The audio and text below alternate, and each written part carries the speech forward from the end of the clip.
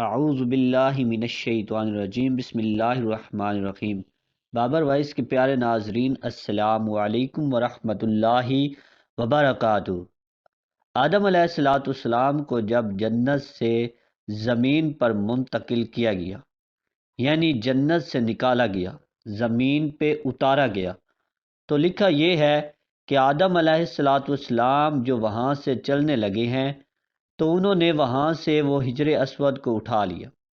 حجر اسود کو بطور موڑے کے، یعنی بیٹھنے کے لیے ایک سیٹ کے طور پر حجر اسود کو بغل میں لے لیا اور زمین پہ اتار دیے گئے۔ اور دوسری روایت میں آتا ہے کہ جس رات میں آدم علیہ السلام کو آسمان سے زمین پر اتارا گیا تو اس رات میں آدم علیہ السلام بڑے وحشت محسوس کر رہے تھے، بڑے مایوس، اور پوری اس دنیا کی ہو کے عالم میں اکیلے رات کو بیٹھے ہیں اور بڑی ایک مایوسی اور وحشت طاری ہے۔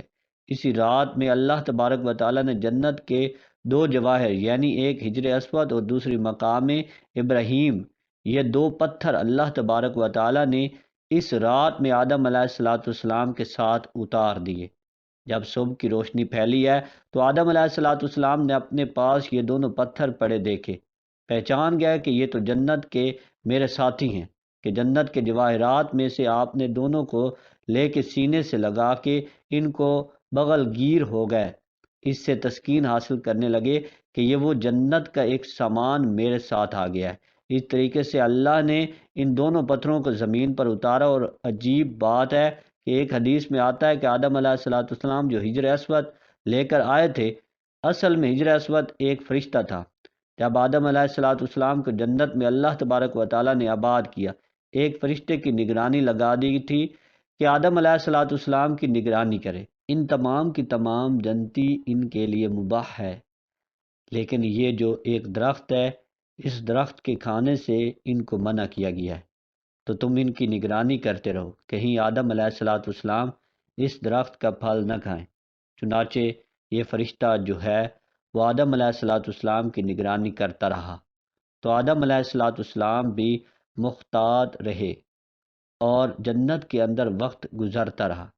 جب اللہ تبارک و تعالیٰ کو تکوینی طور پر منظور تھا کہ آدم علیہ السلام پھل کھائیں، اور پھر آگے سارا پڑوسی جو ہوا، تو یہ تکوینی نظام ہے، اللہ کے ہاں یہ ہونا تھا، یہ مقدر تھا۔ تو اللہ تبارک و تعالیٰ نے آدم علیہ السلام سے اس فرشتے کو اوجھل کر دیا، یعنی آدم علیہ السلام کو فرشتہ دائیں بائیں کہیں نظر نہیں آیا۔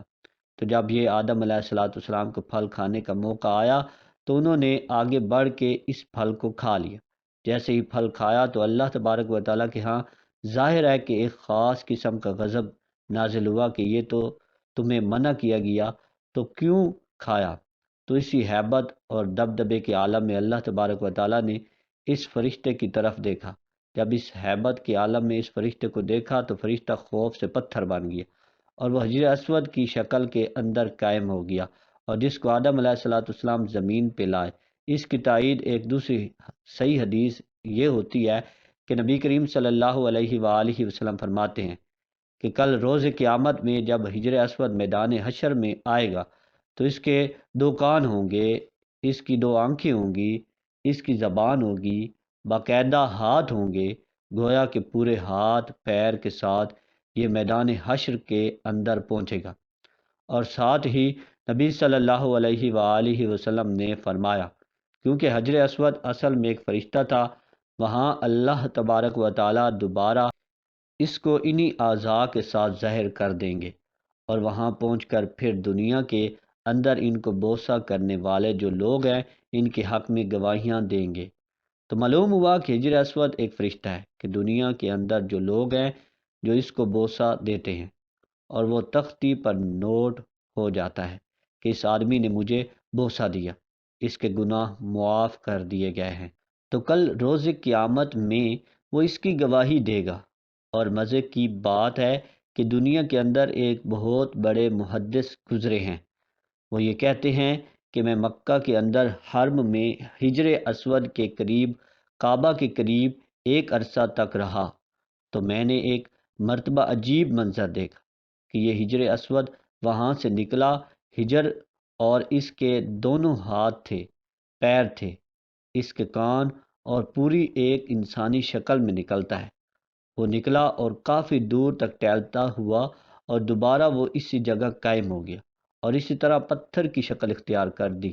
اس روایت سے تائید ہو گئی ہے کہ جو اس بہت بڑے محدث نے یہ نظارہ دیکھا تو معلوم ہوا ہے، حدیث میں آتا ہے کہ جب ہجر اسود کو کوئی حج یا عمرہ کرنے والا بوسہ دیتا ہے تو حقیقت میں وہ اللہ سے مصافحہ کرتا ہے، اللہ سے سلام کرتا ہے۔ تو سلام کرنے کے نتیجے میں اللہ تبارک و تعالیٰ اس کے سارے گناہوں کو معاف کر دیتے ہیں، جیسے خود دو ایمان والے جب آپس میں ایک دوسرے سے مصافحہ کرتے ہیں۔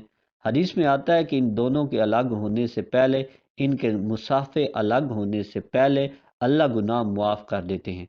تو وہاں ہجر اسود کو مصافحہ گویا کہ اللہ سے مصافحہ ہے، تو اللہ سے مصافحہ اور گناہ معاف نہ ہو، یہ کیسے ہو سکتا ہے؟ اس سے اللہ تبارک و تعالیٰ گناہوں کو معاف کر دیتے ہیں۔ تو یہ ہجر اسود، یہ وہ فرشتہ ہے جو ہر بوسہ دینے والے کی تفصیلات کو نوٹ کر لیتا ہے۔ تو اللہ سے دعا ہے کہ اللہ تبارک و تعالیٰ ہمیں ہجر اسود کا سلام اور اس کا بوسہ لینے کی سعادت نصیب فرمائے، آمین۔ لیکن اس میں شریعت کا مسئلہ لکھا ہے کہ اس کے لیے آپ کسی دوسرے کو تکلیف دے کر اس کا بوسہ نہ لیں۔ تکلیف دے کر بوسہ لیں گے تو ظاہر ہے بوسہ لینا ایک مستحب عمل ہے، لیکن تکلیف دینا حرام ہے۔ حرام کام کر کے ایک مستحب حاصل کریں گے، اللہ تبارک و تعالیٰ کے آگے اس کی کوئی قیمت نہیں۔ اگر نہیں موقع تو دور سے استلام کر لیں، استلام کر کے چوم لیں، تو آپ کو وہی اجر ملے گا کہ جو کہ بوسہ دینے کے موقع پر ملتا ہے۔ اللہ سے دعا ہے کہ اللہ تبارک و تعالیٰ اس پر عمل کرنے کی توفیق عطا فرمائے۔ آپ سے گزارش ہے کہ ہمارے چینل بابر وائس کو ضرور سبسکرائب کریں تاکہ اس طرح کی ویڈیوز کا نوٹیفیکیشن آپ کو ساتھ ساتھ ملتا رہے۔ والسلام۔